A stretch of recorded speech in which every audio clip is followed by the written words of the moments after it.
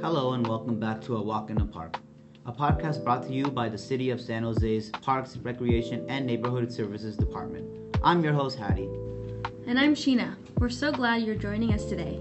We're excited to bring you another behind-the-scenes look at the people and stories that make our parks thrive. Today we're joined by two members of our incredible park maintenance team. Thank you so much for taking your time out of your day to be here. We're really excited to hear your stories and give our listeners a closer look at the important work you do every day. We'll let you introduce yourselves. Can you each say your full name and tell us how long you've been working with the City of San Jose? My name is Joseph Guerrero. The maintenance group of individuals knows me as Joe G. I've been working for the city for a long time, for 20 years, but 7 of those years were part-time.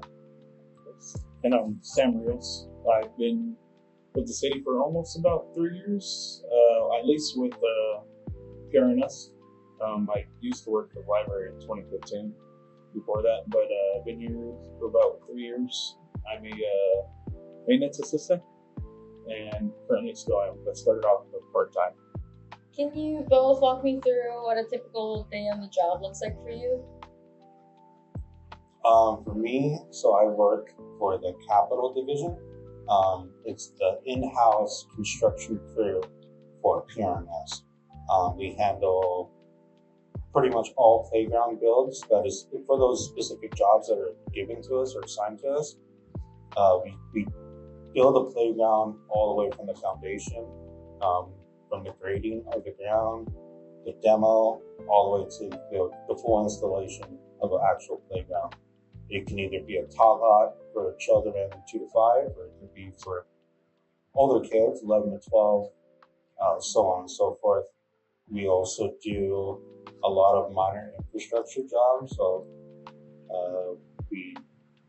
we have a person that is dedicated to 6 city pools, Mayfair, Fair Swim Center, Ryland, just to name a few. And then we used to also take care of the fountain at Rose Garden, but that's been contracted out, so I have no complaints here. So my typical day would consist of just, first of all, being made aware who I'm, assigned to for the day. Say if it is a construction build for a playground, usually we have a morning briefing, lasts about 15 minutes, just to assign vehicles, tools, to decide who's going with who per truck, because we have more individuals than vehicles. We, at that point, decide and or we assign, what tools to bring with us to the actual job site, what tools can be left there, what's the scope of the work for the day. And once we get that all straightened out, after that, we actually start physically doing the job, get the trucks ready, we load them up, and then we, from the yard, we take off to the work site. And then we usually start our daily work for the day. Like our projects, in comparison to what Sam deals more with maintenance, right? After So his one work order and my one work order, the length of time is completely different.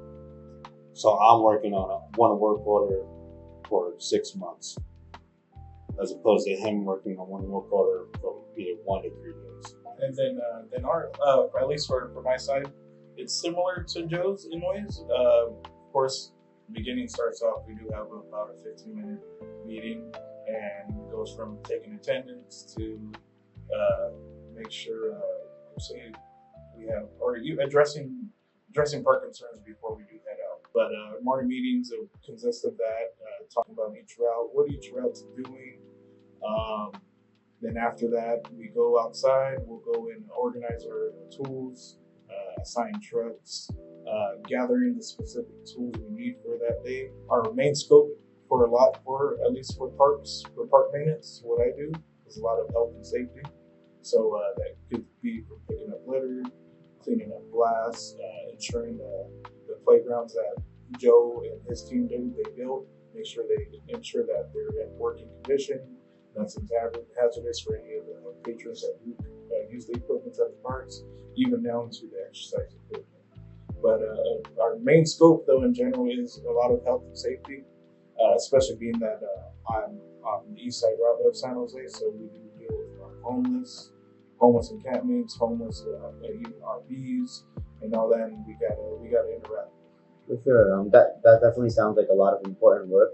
And can you talk to us about how you got interested in doing park maintenance? I mean, honestly, it wasn't like my first thought. Like, getting started, I had plenty of, ideas of what I wanted to do, for my career or future. Plenty of different. What I'm able to do here keeps me here. So the creative aspect of being within this specific, PRNS as a department as a whole, being allowed to be creative here is one of the things that kind of keeps me glued here. This department has granted me opportunities to be creative in many different things, and a lot of different opportunities. A lot of times you have to ask. A lot of things aren't going to be handed to you or given to you, but if you go out looking for them, it's wonders how many opportunities will be made available for you to take advantage of. And I'm an individual that gets bored doing my regular job, so I'm always talking with doing something, get my hands on something like that. Something new. Yeah, something new all the time. Good. And as for myself, it really kind of was I had my two buddies that work for the city too, and during that time, I know when I started was, I want to say, right after COVID started subsiding, and places were opening back up more, and the city at the time needed maintenance assistance too. So before all that, I did a lot of retail jobs in my life. The one I stuck with, or one I had previously before, was doing security. So I was in this setting and office setting a lot. So as I was getting older, I have 3 kids too, so that changed a lot for me too. And the chance to start working over here really intrigued me more, because what I was doing previously didn't seem like I was doing my fullest potential. It was pretty stagnant at one point. So working here, I started from not having really any kind of knowledge other than what I knew for myself as far as landscaping stuff. But I started as part-time here, and I did a lot of interim positions throughout the 3 years. I did work with Joe at one point for interim repair, and I'm still currently at an ME position. But as far as that, I learned so many, more than I ever thought I would learn here. 3 years. 3 years. I did quite a lot for myself, and I could really think about it. And a lot of it too was for me to come here was a lot for my kids, because growing up, I had my father, but I wasn't really taught the things that I felt like I should have been taught. The handy stuff. Handy stuff, yeah, and all that. And coming here is where I got to really put my self-conscious aside and actually really be open with people and ask questions and not feel judged or anything. And I just really just let it all out and just ask questions after question after question, no matter how dumb or I was, and got me to where I'm at right now. And with all that, I could, in the future, can teach my kids. Working here, it's nice to work with the community and actually get praise from the community when you actually, no matter if it's minor or major, getting that satisfaction from people that you don't know, other than it being the neighborhood. Because I grew up all around east side San Jose, so fortunately I work at some of the parks I grew up going to, and it's just nice to be able to, who would have known being younger and playing at these parks, and now I'm older and now I'm taking care of them. Pretty awesome. Just get a little context about me and Hattie. We work with a communications team. I'm specifically doing communications and marketing for the Parks Division and the Capital Division. So both of you guys. Oh, nice. Okay.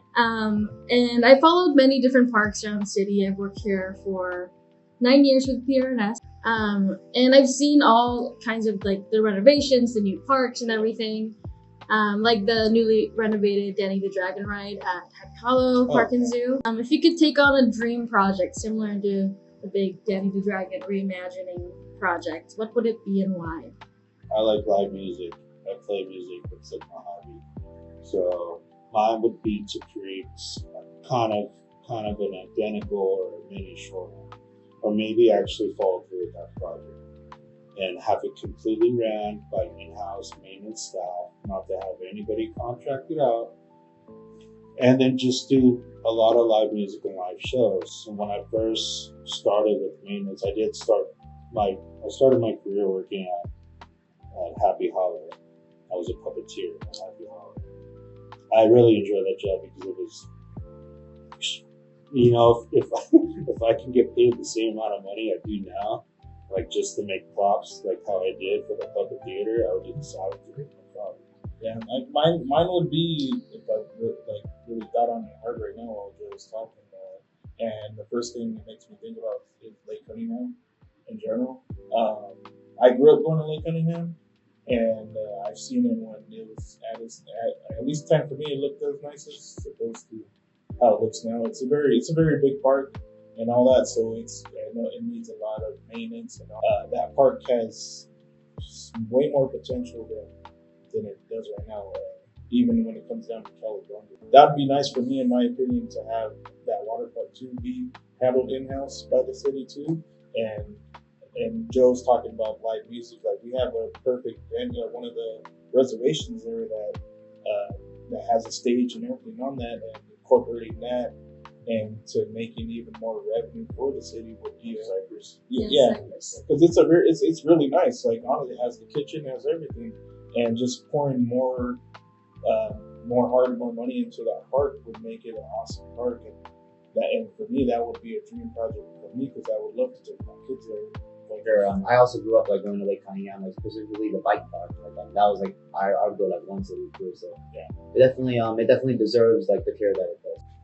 Those are like officially our questions, but if there's anything you guys want to say and talk about your job, any concerns you want to get the public to know about your work, and really get to understand the job that you're doing in the back end. Normally, people come out there like 8 a.m. to start their walks and stuff, so they don't see the work that you're already doing before them. So, and then like for CIT, it's more this whole playground, we renovated it from the ground up, and they don't know that. They think it's all contractors doing it. Yeah. Right. So, anything that you want to share?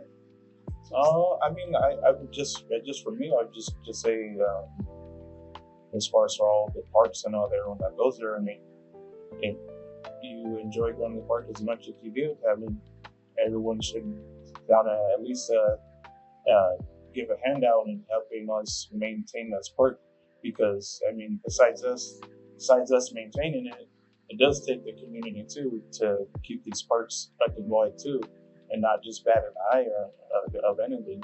As like when I say that too, it's illegal to people dumping trash, because like that's an issue that occurs every day, and you have to deal with it. Just encouraging our communities and all the communities that surround our parks to just engage with us more, and even after hours when we're not here, to at least help us out to try to mitigate these problems, and it just make our job easier too, and we could cater a lot more people's needs and have more time to work on specific stuff, like broken workout equipment. A lot of people use that a lot. And even from the playgrounds, I mean, playgrounds is a little hard, because it don't even come down to you can't just go down to Home Depot. Yeah, exactly. These parts come from like Europe, so you have to get. It takes a while to get specific. Even with the exercise equipment too, that stuff, that's hard too. But just edging the park and not having to worry about doing litter for an hour, 2 hours, and picking up a whole bunch of stuff. And that's what I would say that would help us out. Just having the community help them more, and not just seeing it from an outside perspective, and just seeing what we do, what the community sees us doing outside. Oh, well, they're not doing nothing, and they're just sitting around, and well, come take a ride with us and see how much we really do, and that would change your whole perspective and thinking, oh, well, stuff could get handled this easily, and that's not the case. It'd be nice just for people who hold us to a high standard and actually come and spend a week with us and see exactly what goes on in the work that we do. It would just be more of an eye-opener for a lot of people. Piggyback off of what Sam said. And even though we don't, my team still gets park concerns too as well. We do like the larger one. But we do appreciate it. We do appreciate the park concern that you have. And it brings to light certain issues maybe we didn't have time to go address these issues.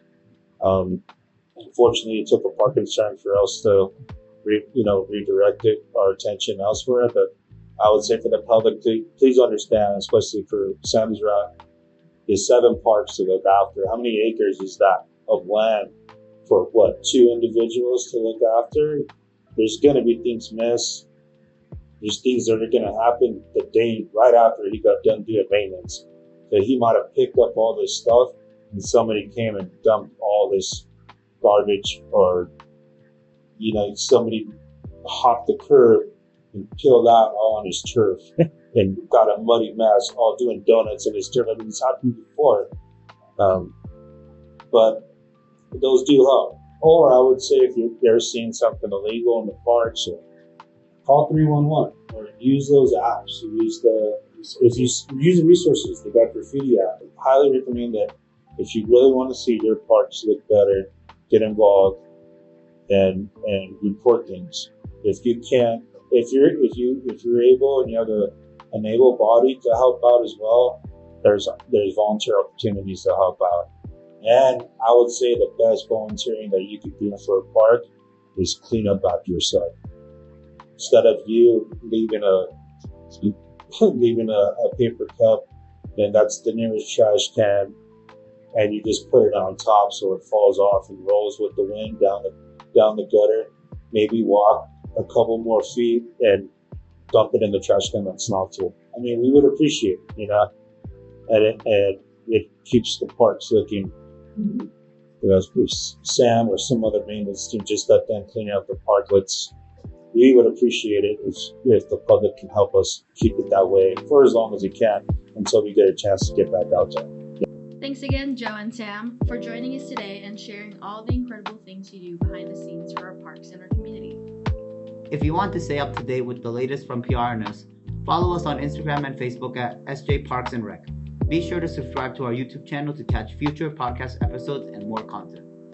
Until next time, whether you're making new friends, exploring the outdoors, or creating lasting memories, PRNS is all about coming together. Because here we build together, play together. That's it from us. I'm Hattie. And I'm Sheena, signing off.